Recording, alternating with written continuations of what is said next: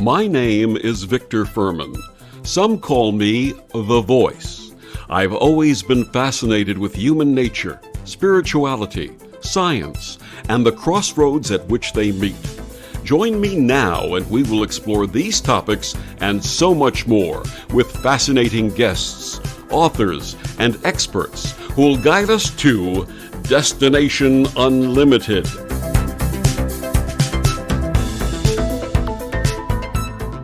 How may trusting our sixth sense help us conquer fear and navigate life's challenges? My guest this week on Destination Unlimited, acclaimed spiritual medium and popular author Carole J. Obley, says this may be achieved by developing the art of sensing. Carole has been the bridge between heaven and earth in more than 15,000 group and individual readings. Names, descriptions of loved ones' personalities, and uncanny validating details, as well as grief support and teachings about the afterlife, are typically delivered in her sessions. An advanced intuitive, Carole also regularly delivers specific practical guidance in readings about a wide variety of life issues, including relationships, business, and spirituality. She is recognized by clients for bringing compassion and integrity to mediumship via her sincere intent to be of service to others. Her website is soulvisions.net, and she joins me this week to share her new book, The Art of Sensing, a guide for staying true to your soul's journey through challenging times. Please join me in welcoming to Destination Unlimited, Carole Obley. Welcome, Carole. Hi, Victor. Thank you for having me. So nice to have you back on again. We last spoke about a year ago, February of 2024, and today we're going to be talking about your brand new book, The Art of Sensing, a guide for staying true to your soul's journey through challenging times. But first, for listeners meeting you for the first time, please share your early path. Yeah, I'm a professional medium. I've done that for about 30 years. And I fell onto the path, although I believe in my heart, I know in my soul that it was a calling. And it came about through a very catastrophic event. That event was a fire in the business I was running at the time. And it took me completely out of that old life. And so about a year later, I was called to a little metaphysical center in the small town where I live, and I started taking classes there, one thing after another. Went to Delphi University, which is near Atlanta, Georgia, and continued to do readings that I started there, much to my surprise. And today, I think I have on my website about 15,000 readings. It's probably more than that. I've also taught many workshops, a lot of them through Lilydale, a spiritualist community in New York, both in person and through Zoom. I've taught my own workshops, with my own people, and written, this is my fifth book. And I have one in the pipeline as we speak. So that's a synopsis of 30 years of working with spirit.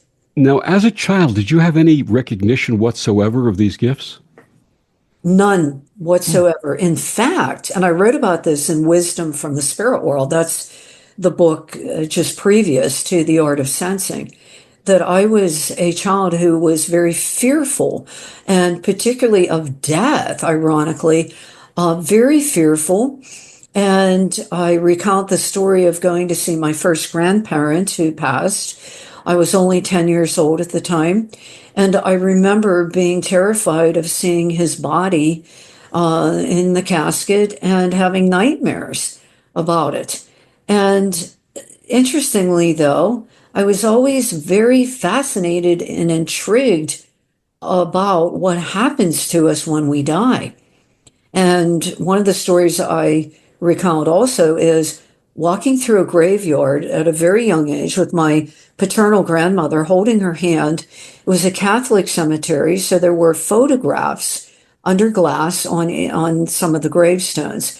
Some of these gravestones were children. And I remember as a child standing there gazing at that photo and wondering, where is that child now? And why would God take a child? Why would a child die? And does that soul know that I'm standing here on their grave looking at their photo? So at this very young age, I was very precocious, very inquisitive, drove my parents crazy with asking why this, why that. I was raised in traditional religion in a Christian church, and it never felt complete to me. And although I really got into scriptures and so forth, I never felt spirit in my rational mind or, just studying scripture. And so then I got into a whole bunch of trouble during my late teens and early 20s with drugs and alcohol, acting very crazy. And my spirituality really began to blossom at the age of 25 when I went into 12-step recovery. And so I got my hands on every spiritual book, every 12-step recovery book I could get, women's studies, all sorts of things, nonfiction books, to try to understand who I was because I really had no idea. So, unlike some mediums, I was not aware of the ability or the sensitivity, although I know I had it because I've studied astrology in depth. I offer astrology readings to people basically on the movement of the soul. It's not mundane astrology, it's spiritual astrology and particularly karmic astrology. So I've studied my birth chart in and out, and I see in my birth chart that I was born with this sensitivity. But the fear, I believe, really kept it paralyzed. Now, you are an evidential medium. How do you define evidential mediumship? It is mediumship, meaning being a conduit or bridge between the physical world and the non physical world, or what is called the spirit world, and presenting facts of the spirit communicator who is blending with me, their soul blending with mine. That's how mediumship is accomplished. Otherwise, it would not be possible. And presenting those facts during the reading to, create the identity of the communicating spirit, such as names, occupation, memories, validating personality characteristics. All of that can be considered evidentiary mediumship. Now, as you just mentioned before, you sensed after doing your astrology and looking at your karmic background that you were actually born with this. Is it something that you have to be born with, or can others learn this?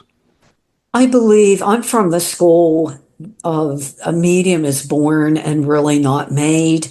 And in no way am I suggesting that people can't develop intuitively. In fact, I've taught intuitive development, I've taught mediumship development to people. But I really believe it's sort of, I use the analogy of being an artist or a musician or an athlete, that we come into a physical life with certain predispositions. And we've probably done those things in other experiences here on the earth. And so it doesn't make one superior in any way. In fact, you'll never hear me use the word gifted about myself. I believe it's a skill that is developed, and it takes many years to develop. But it's something that I believe the soul chooses before coming here for purposes of service and, importantly, its own evolution. In addition to the mediumship work, have you had any paranormal experiences? Many, many. And those go back 30 years that I've had one. Probably one of the most remarkable ones is I was living in an older home, and I was standing at my bathroom sink one evening brushing my teeth. It was early in the evening. It was only about 7:30, 8 o'clock. And all of a sudden, as I'm standing there, a huge cloud of ectoplasm, or spiritual material, kind of looks like smoke. It's white and diffuse. Came out of the wall in front of me, and I took a few steps backwards. And as I watched, it dissipated back into the wall. Now, this was just one experience in this particular house. Um, the ectoplasm would appear in different places throughout the house. I had dogs at the time, and it would sort of hover over top of my dogs. They had dog beds on the floor, and this ectoplasm would kind of hover over them. And some other things that happened in that house were I would get this strong smell of alcohol. And I have not drank alcohol in 41 years. So nobody was drinking in my house. And I would smell cigarette smoke as well. So it was very strange. I was really frightened by it, and I talked to this entity and said, please don't do this. You're frightening me. And it stopped. Hmm. So there's many others. Those are probably the most remarkable that I could tell you about in this segment, but there are things that people would think I was probably making them up, but certainly I'm one of the more grounded people, in addition to be highly intuitive and mediumistic, I'm very grounded as well. And these were very real experiences. I don't recall if I shared this with you on your previous appearances with me on these shows, but when I was 6.5 years old, I was very close with my paternal grandfather, who was well into his 80s at the time. And I was in my room one day, and I was reading a book or reading something, looking at something, and I looked up, and my grandfather was standing there. And I said, "Grandpa, when did you come in?" And he just smiled at me. There was no answer, and then he sort of dissolved and disappeared. And I went into the living room, and I said to my parents, "Grandpa was here," and they were a little upset by that because he had been in the hospital at the time. And within a couple of minutes, the phone rang with word of his passing.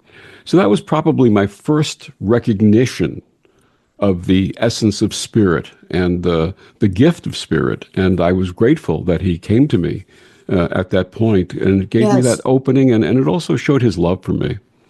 It certainly did. And, I've had clients over the years who have relayed similar stories. And my sense is it's that soul coming to say goodbye temporarily, because we know that the bond of love is eternal and it's forever. It's will never diminish through death.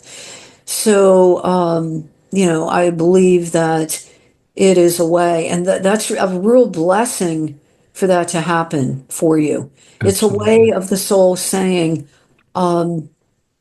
goodbye, but we're still connected. I'll see you the next time around.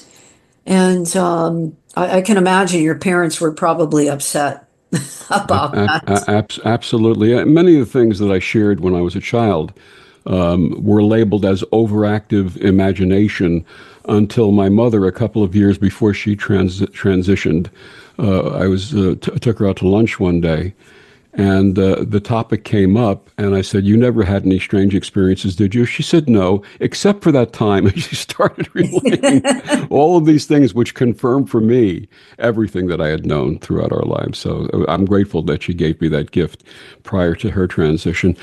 How do you define the sixth sense? Well, it's intuition, and we have our five physical senses, of course, and we need those to navigate here on the physical plane. Of course, there are people who are minus some of those, deaf or blind. And interestingly, I find, the stories I've read over the years, those people become particularly intuitive because they're missing, some of the physical senses, so they become more tuned in to the intuitive sense. Now, in the art of sensing, I do distinguish between sort of garden variety intuition. In other words, that gut knowing something's going to happen, or don't go down that particular road, or I feel strange when I'm around this particular person, or I don't trust that person. That's what I would call sort of a garden variety, not to diminish it at all. It's very useful and protective. But spiritual intuition is listening to, and importantly, trusting and following the voice of our own soul. And by doing so, we can navigate through challenges in life, which almost all of us have at one point or another, more successfully, more easily, and with much less suffering. So that's the difference between those two. Is this something that we talked about before, being born with a gift or developing it? Is this something that anyone can develop, the intuition, spiritual intuition? I believe so. And one of the most important tools, and by the way, in the art of sensing, I give practical exercises in most of the chapters so that people, these are simple things that don't cost any money. You can do at home or go out in nature in your own backyard and do to become closer to that inner voice, the inner landscape. The first part of the book, I talk about there are sections, the inner landscape and then the outer landscape. The inner landscape being everything that's internal to the individual, particularly the soul, the divinity of the soul, the sacredness of the soul, and importantly, the whispering of the soul, which is spiritual intuition. The outer landscape is anything external to the individual and society, culture, other people, things, places. All of that is the outer landscape. And all of that will invariably change. It's just a matter of time. What will not change is the inner landscape as far as the perfection and the divinity of the soul. The last time you were on, as we had mentioned, you shared your book, Wisdom from the Spirit World, Life Teachings on Love, Forgiveness, Purpose, and Finding Peace. What did you offer readers in that book? Wisdom from the Spirit World was a compilation of lessons. I believe there are 9 or 10 of them that I, over 30 years of giving readings, at that point 25 years, had gleaned from thousands of sessions. And so I organized them in the second section of the book of what I personally have learned and observed from the communication from the spirit world, from the spirit communicators. And for example, the first one is, and it seems rather obvious, there is an afterlife. And so, because there are people who don't believe that anything, we just, when we die, our consciousness dies. So that's a very fundamental lesson that, and how is that proven really? Well, in my opinion, in my experience, by my knowledge given to me by the spirit communicator, things that are very specific that I would have no way of knowing, that are very specific to that soul. And, how would I know that? Well, because that intelligence of that soul lives on after leaving the physical body. So that's one of the lessons. Another would be forgiveness is the cornerstone of all healing. Forgiveness meaning, again, spiritual forgiveness. What is it? Well, it's a conscious decision to not carry the past and to be present in right here, right now. And I can't tell you how many readings I've done in which a spirit communicator will come through and apologize for their behavior, for the way they treated the recipient of the reading, for, being maybe a workaholic, not spending enough time with the family, and there are many others.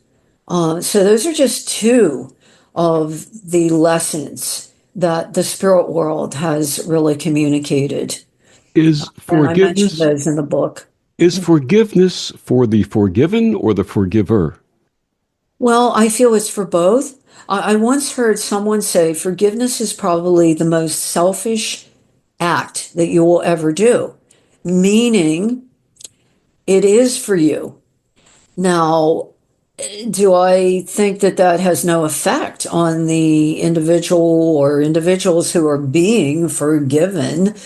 No, I think it does have an effect because we are unified at the spiritual level. So anything that I do and put into the greater mind of spirit or the collective consciousness will have a ripple effect. That's what my spirit guides call it, is the ripple effect, much like throwing a pebble into a pond and you see those concentric circles go out. And so that's what our thoughts are like. And so when we let go of the past, we release ourselves from that burden. It's often an artificial burden because, I'm a student of A Course in Miracles, and A Course in Miracles talks about that the assault or affront or whatever one you want to call it is really an illusion. And that's hard, I think, for us to grasp, but we always have the power within ourselves to reinvent ourselves, to transform ourselves, and to release the past. And it's the liberation then of carrying that mental and emotional burden. My wonderful guest, Carole Obley, her new book, The Art of Sensing, a guide for staying true to your soul's journey through challenging times. Carole, please share with our listeners where they can find more about you and your work and your books.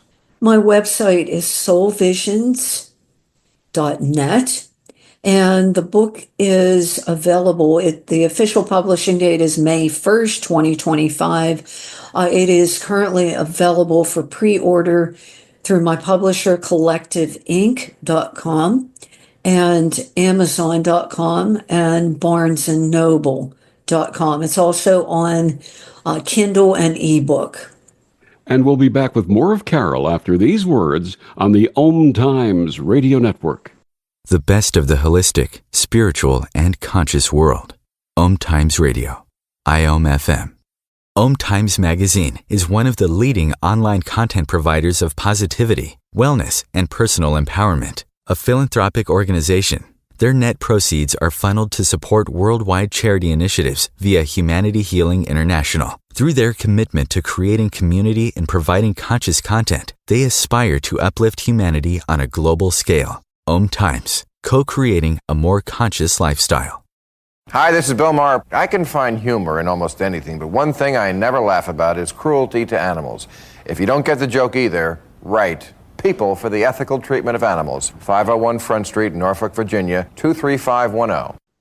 Back on Destination Unlimited, my guest this week, Carole Obley. Her new book, The Art of Sensing, a guide for staying true to your soul's journey through challenging times. Carole, what inspired this new book? I was inspired to write The Art of Sensing by observing and actually, unfortunately, immersing myself in the current division or polarities that are going on. And also the huge transformative energy that we're all facing at this time. And I thought, I want to write something so that people can understand that despite what we're seeing on the outside, despite the differences in our beliefs, our philosophies, our political divisions, all of those are really artificial. They're part of that outer landscape. What the unifying factor is the spirit that each of us has. And so I thought, I want to do something at this critical juncture. And like all of my books, this came to me very spontaneously. I absolutely have found that it never works when I try to rush getting a topic or I try to make it my way. It has to be inspired in divine timing and through the higher inspiration of spirit. Absolutely, something I agree with you about 100%. Let that spirit flow through, and this gives you the truth that you're looking for. It does. And, when I was writing it, I had somewhat of a different concept. Of course, my editor, who's very helpful, and she suggested a few things, but she always, and she said it at all of my books, stayed with the truth of the theme of the book and how can I find my way through difficult times, whatever that might be. It can take, difficulties can take many different forms. Collectively, we're going through a lot of chaos, a lot of change and transformation. And so I wanted to offer, this to help people learn how to avoid the pitfalls of, maybe the ego's vendettas, with these difficulties that are often so challenging to see our way through. We're in the midst of them. Absolutely. We had mentioned earlier that the book is about what you call spiritual intuition. You briefly touched upon that. Please go a little deeper into that. What is spiritual intuition?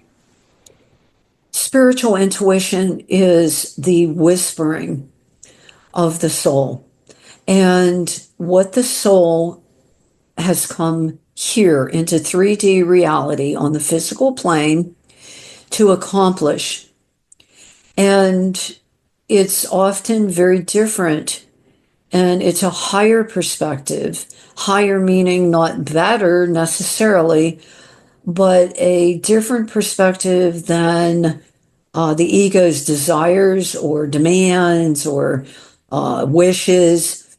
The soul has infinite wisdom and actually plans what it needs to evolve spiritually before coming into the body of the small infant. So if we are tuned into that, and that's timeless, by the way, time is simply an artificial construct anyway. The soul is timeless. So spiritual intuition is a remembrance, a whispering from the soul of what we had planned to do before we even showed up here. Why is it important for people to pay attention to their intuition? Well, I think basically to avoid suffering in any form, and that can take any emotional form. It can take the form of particularly loss. Loss is very compelling as an opportunity to awaken spiritually. Now, because of the faculty of free will, we can choose to do that, or we can choose to remain in suffering. And so to avoid that or to lessen it, because I don't think we really ever escape some form of suffering here on the earth plane. Following the soul's promptings help alleviate some of that suffering. And importantly, the soul is always hopeful. And I think that is something that is desperately needed. We're in the midst of turmoil. I think most people need to know that there is light at the end of that dark tunnel. Absolutely. I don't know if I shared this with you the last time we spoke, but in 1975, I was stationed in Korea, had correspondence with my mother on a regular basis, but didn't know that anything had or have any kind of indication that anything was wrong. And then one morning, I heard a voice, the spirit voice, the soul voice in my head saying, "You need to call your mother. She needs to hear from you." And I always listened to that voice. That was something I've been doing since childhood. And so consequently, I called. And in those days, there were extension telephones so that you could pick up the phone simultaneously in two locations in the house. And my mother and my sister picked up the phone simultaneously. And I said, "Mom, is there anything wrong?" And my sister goes, "Oh my God, how did he find out?" And it turned out that she was scheduled for major surgery the next day. And the voice told me to tell her that the surgery would be a complete success. She'd have a full and rapid recovery. Everything would be fine. She needed to hear those words from me. And I'm grateful that that voice came to me. Yes, that is a excellent example of spiritual intuition. Usually what I find is that that voice, just so listeners can understand the difference between the voice in the head, as Eckhart Tolle, this spiritual teacher Eckhart Tolle calls it, the voice in the head, coming from our rational mind, and the voice coming from the soul. It's usually the spiritual intuition is service oriented. It is comforting, and it's hopeful, it's inspiring, and yes, just as in your case, it can be to help someone else. And I bet you that your mother went in there with that in mind, that you, as her beloved son, had communicated that to her prior to her surgery. So Absolutely. that's quite comforting to know. And I find that with spiritual intuition, that's really the tone, if you will, Mhm. that it takes. Absolutely. And again, the fact that time and space have no barriers with this, she was 6,000 miles away when this occurred. So, Yes, and you're right. Has nothing to do with geography, location, distance, none of that. And I always, like when people say, "How can you do readings, on the telephone?" Which this is how I do all my private readings now, is on the phone or through Zoom. And it's because I explain to them I'm reading energy, and energy is not, confined to a location or geographical. It has nothing to do with any of that. So sometimes, yeah, you have to explain that to people, but it is timeless, and it is, importantly, people have to know it's always available. It's not like you have to beg for it to happen or, sign up. It's always available to us. And sometimes it comes in very surprising ways. Oftentimes, it will come when we least expect it. I found that to be true in my life, that we're guided when spirit, in its infinite intelligence and love, knows that we're ready to receive that particular guidance or message. absolutely. As you had mentioned, you've studied and practiced astrology for many years. In The Art of Sensing, you write about the useful information obtained from delving into one's birth chart. Share with us how this is helpful.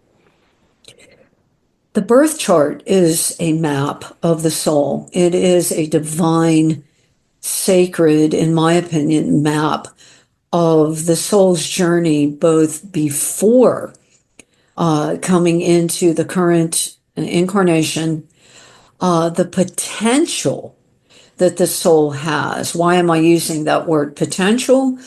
Because there is always the reality of free will, the predispositions, the skills, the lessons, the karma of that unique soul. And each soul is unique. Studying one's own birth chart gives tremendous insight to understanding oneself at that deeper level, the soul level, and to then be able to more easily understand why, why do I have this particular difficulty, perhaps, symbolized by the placement of Saturn, for example, in the chart. Saturn is the teacher, the taskmaster, the lord of karma.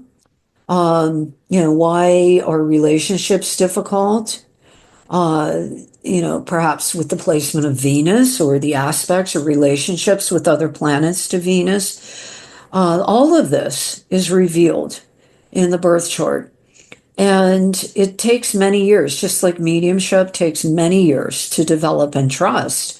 Astrology is, I feel, even after 16 years, that I've just scratched the surface of it. However, I do offer karmic astrology readings to people who usually remark that it's amazing how accurate they are and how they shed light on why there's certain patterns, in their own lives that have arisen during different times. In the art of sensing, you talk about soul pods. What are soul pods? Pod is another word for group.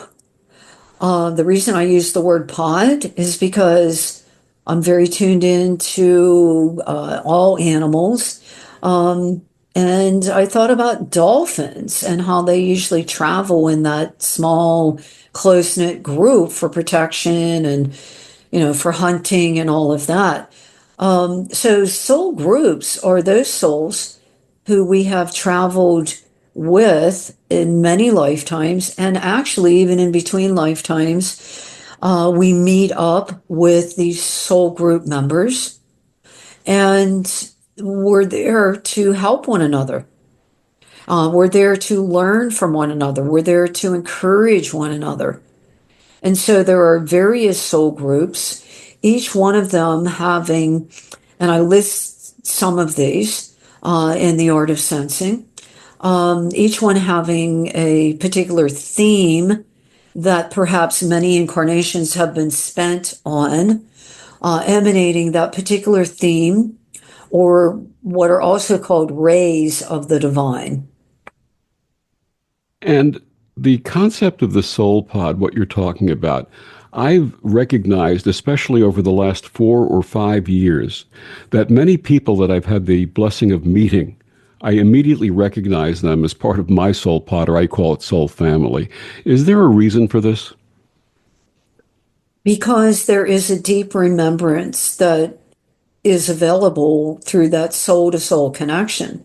And it's beyond words, it's beyond mental thoughts, it's beyond personality. It's a soul resonance. And I've had that happen where you meet a stranger and all of a sudden you feel instantly comfortable with them. You feel as though you can open up. You feel vulnerable in a good sense, that you can show them who you are and vice versa, without any fear. And I believe that that is a deep remembrance from being with that soul or souls from previous times. And in particular, this concept of coming together at this time, is there a higher purpose in that? Oftentimes, yes. In my previous books, I've written about these soul blueprints. I call them blueprints, meaning they're sort of a sketch or an outline compared to a contract, which is binding. More of an outline that, we're going to meet up to work on a particular project. We're going to meet up for a relationship. It could be a friendship, could be a marriage. We're going to, could be an employer, an employee. We're going to meet up for a purpose. And that's always a two-way street. There are no victims in any of this. There are no non-consenting souls. It's always an agreement. Rarely do we consciously remember that. And then sometimes the evolution of the relationship only becomes evident as we enter into it and allow it to unfold organically. You write about spiritual awakening in the individual as central to the current global transformation. Why is this so? The individual is a microcosm of the macrocosm, which we would consider spirit, what some people call God, some people call it source. The individual is an intricate and indispensable part of that. So let's use the analogy of a big, 1,000-piece puzzle. And each part of that puzzle, the puzzle is not complete unless each piece is in place. And that's how important or essential you are, I am, or anyone listening is to the totality of the bigger source energy. And so when I transform, when I heal, that is not separate from the totality of source. It becomes part of it. And that is why its transformation must begin with the individual. And that can take many different forms. Changing our thoughts, releasing old beliefs, being connected with service, following our divine voice or our spiritual intuition. All of that begins with the individual. And then it goes out or diffuses to others and ultimately to the entirety of the source energy. Her new book is entitled The Art of Sensing, a guide for staying true to your soul's journey through challenging times. We'll be back with more of Carole Obley after these words on the Om Times Radio Network. Humanity Healing International is a small nonprofit with a big dream. Since 2007, HHI has been working tirelessly to bring help to communities with little or no hope. Our projects are not broad mandates, nor are they overnight solutions, but they bring the reassurance that no one is alone and that someone cares. To learn more, please visit humanityhealing.org. Humanity Healing is where your heart is. Hello, I'm Sandy Sedgbeer, host of Om Times Magazine's flagship radio show, What is Going On?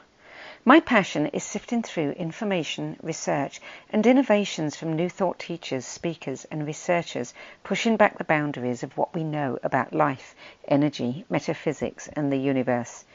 I love shifting perceptions about who we are, why we're here, and how quickly impossible becomes normal when we open our minds, expand our awareness, and accept that the only limits that exist are those we place upon ourselves. So if you're the kind of forward-thinking, eager investigator of what lies beyond the current reality that most perceive, why not make a date to come play with me in the field of possibilities at 4 p.m. Pacific Time, 7 p.m. Eastern Time every Thursday, and together we can discover what's really going on. The more you listen to your kids, the closer you'll be. Find resources to help you support your kids and their emotional well-being at sounditouttogether.org. That's sounditouttogether.org. Brought to you by the Ad Council and Pivotal. Back on Destination Unlimited, my guest this week, the wonderful Carole Obley. We're talking about her new book, The Art of Sensing, a guide for staying true to your soul's journey through challenging times. Carole, what is the primary difference between the personality and the soul? Well, we know we all have a personality, and that can range from, being very introverted or, quiet, to being very extroverted, outgoing, being a daredevil. Those are all examples of personalities. That will dissolve when we leave this physical plane upon death. The soul is eternal, and so that is really all we take with us. That is what goes to the spirit world, to heaven, as people call it. The personality is temporary. And it's really, it's actually, and I know most people might be somewhat astonished by this, but the personality is chosen by the soul to advance its purpose here.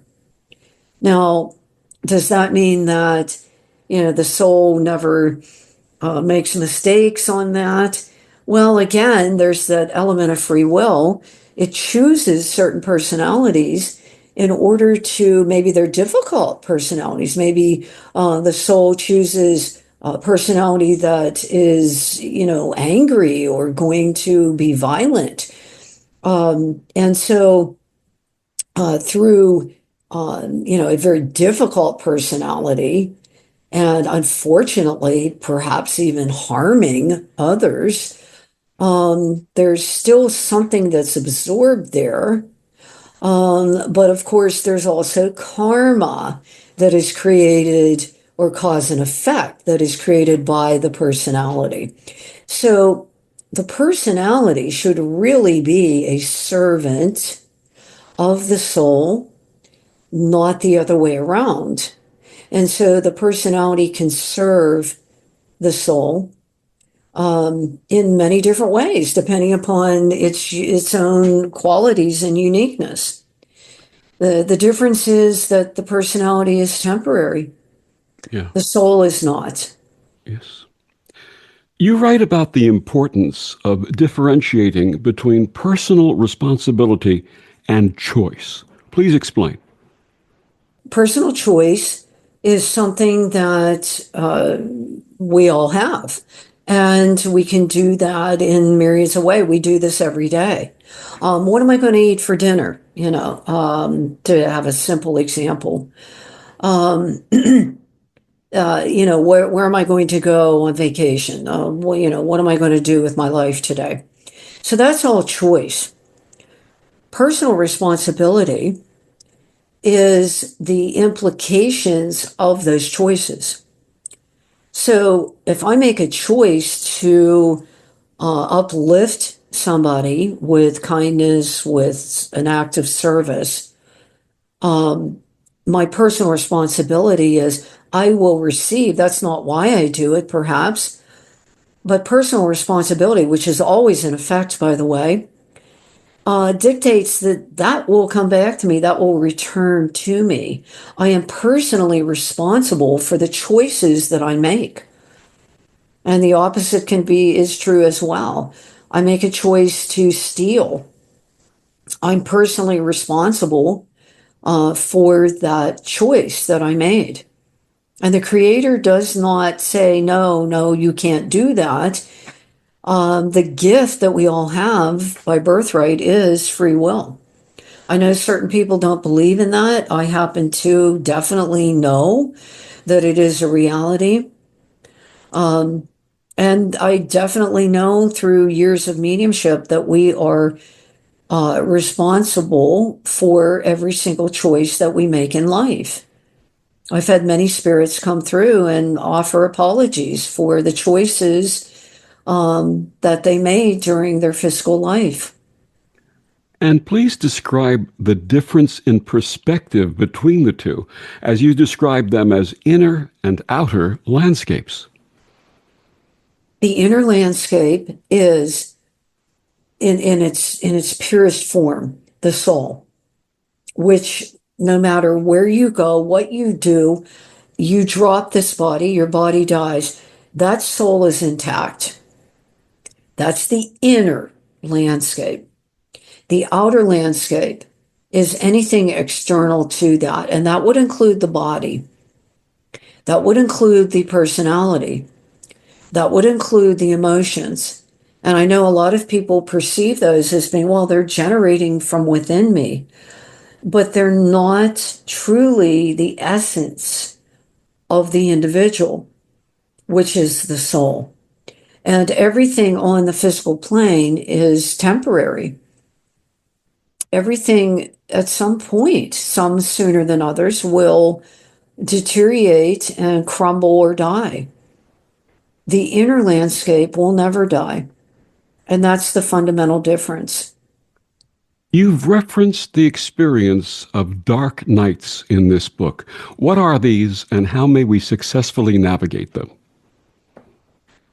Well, the Dark Night was first put out by St. John of the Cross many, many centuries ago. He didn't actually call it that, But he was in the midst of a very trying time where he felt God had abandoned him. He was a very religious man, and he felt that he was suddenly, by whatever circumstances had happened, whether it was a depression or external events in his life, he perceived that he was alone and he was abandoned by God. And why? And what is the meaning of my life? And so that's the dark night when we feel very alone. We feel no one cares. We feel that even spirit itself has deserted us. And most of us will experience a dark night. Rare is the person who has not gone through a time in their life. I'm sure there are some people who haven't. But even if we look at the life of Jesus, he had dark nights, where he felt that, do I have to go through with the crucifixion? And God, why have you abandoned me, my Father? So most of us will experience that. And the important thing to know when we're going through that is that it's an experience that we're having. It's not the reality of who we are. It's an experience, even though it's difficult, challenging, and there's a lot of suffering involved, perhaps. It's not the definition or the reality of who we are as a divine being. And how may the art of sensing help those who are grieving? And I do use the example from many years of mediumship of people suffering a loss of a loved one. By knowing that, first off, that loved one is an eternal soul and that they go on, their consciousness, the essential identity of that deceased loved one is not gone, that the connection is intact. And secondly, knowing that difficult time of grieving, that there is light at the end of the tunnel, there is hope in knowing that your true identity is that of a immortal soul. And I think it's very comforting for people to realize that. And I don't mean realize it intellectually, but know it within their heart. And that gives great comfort in knowing that in your heart, that we will meet again, that there really is not a separation between those in spirit and those of us here. The spirit world is right here all around us. It's a matter of tuning into it. I feel that is very, very comforting, and to know that your soul is speaking to you, whispering to you, and saying, this is really not the end. Death is an illusion. Absolutely. What would you like your readers to take away from the art of sensing? The knowledge that anything that happens here, and again, using the word knowledge, I'm using that not in the terms of intellectual knowledge of facts, but knowing within the depths of yourself that you're a divine being who always has the opportunity to transform, to reinvent yourself. You are the phoenix rising from the ashes, whatever form those ashes might have taken in your life, and to cross the bridge of transformation. There's a whole chapter called The Bridge. And that bridge is metaphoric in representing the bridge of transformation, meaning change.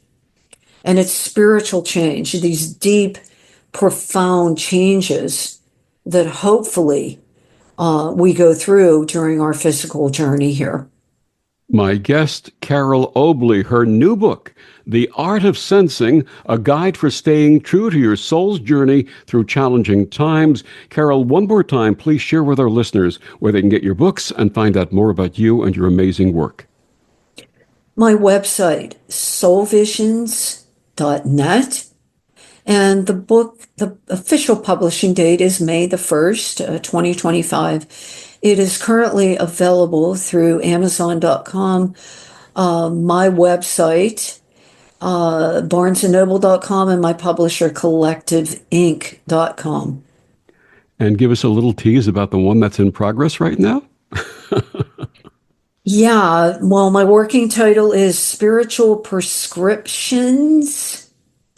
And it will be remedies, so to speak, for different emotions we might have, situations in life, and viewing those from the perspective of the soul.